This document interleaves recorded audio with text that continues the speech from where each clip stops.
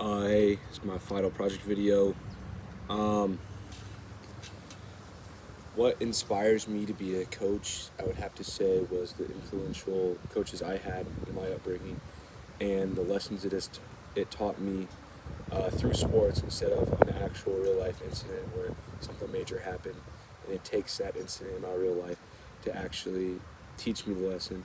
Instead, I'll lose in a sport and I learn how to be humble and to take losses on the chin. One of my favorite sayings is there's no losses in life. It's only lessons. No L's, just lessons. I feel like there's a lot of purpose in sports for young children. Um, Teaches you how to lose with honor and win with modesty, which I think are two of the most important things in life. Um, I think it's a good reminder that the highs are high, but the lows are even lower. Um, I think losing in sports is very influential in teaching you how to respond from negatives in your life. And a good coach will really show you how to do that correctly. Um, you know, there my two core philosophies are joy and love. In my leadership pyramid, uh, energy for joy. Energy is contagious. As a coach, you bring that energy to the table. Your kids will benefit from it. They'll truly want to be there and do what they want. No kid wants to be around a coach that's only negative, only that. Like, it just kills their spirit, especially as young kids when they're not developed in their sports quite yet. For love, I mean, if you truly love what you do, the people around you will also love what they do. You know, love and stuff will show you the correct way to do everything. Um, yeah, and I think that with the love part, like if you truly love what you do, like holding people accountable, holding kids accountable for their actions, um, it won't be hard for you because you're doing it out of love. Love the kids and all that, and the people you're leading.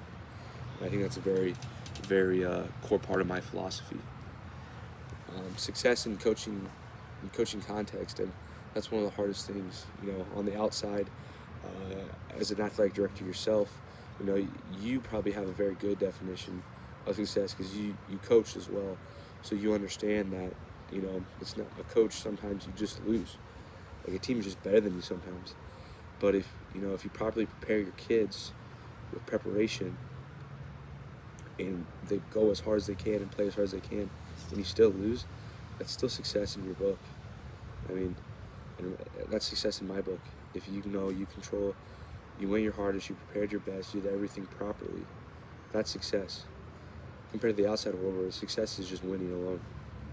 And I feel like true success kind of falls in between both of them. But I think if you truly prepare and your kids go as hard as they can, you will not have a losing season. And if you do, maybe it's because you're in too high of a division, possibly. Um,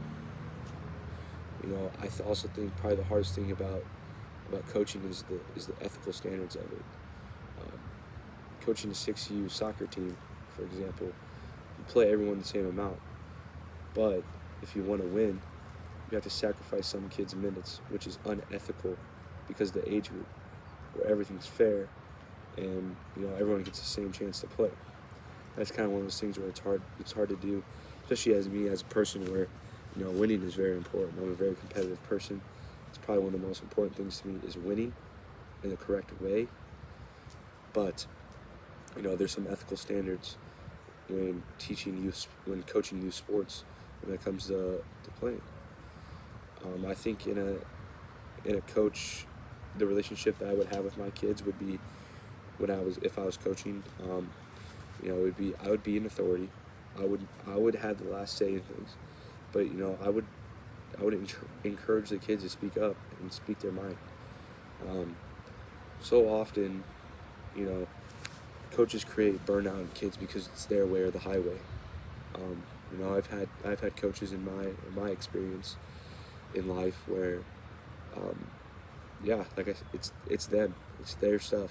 You only do what they say. You have no opinion.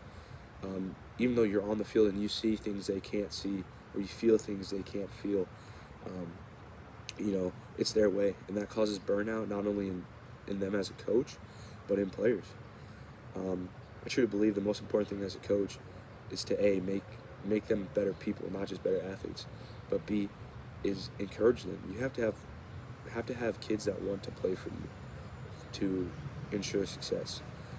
As an athlete myself, coaches that you don't like, you just don't want to play for, and you don't end up playing hard. And success in my book is effort to the maximum ability. Um, I think this class has taught me a lot about how to coach, more of the mental side, like the X's and O's. Like you learn that. That's just from trial and error. But like your philosophy, like you really need to set out what you want to do, what you want to achieve, the person you are as a coach, before you actually commit to coaching a team. Um, yeah, and that's my coaching philosophy.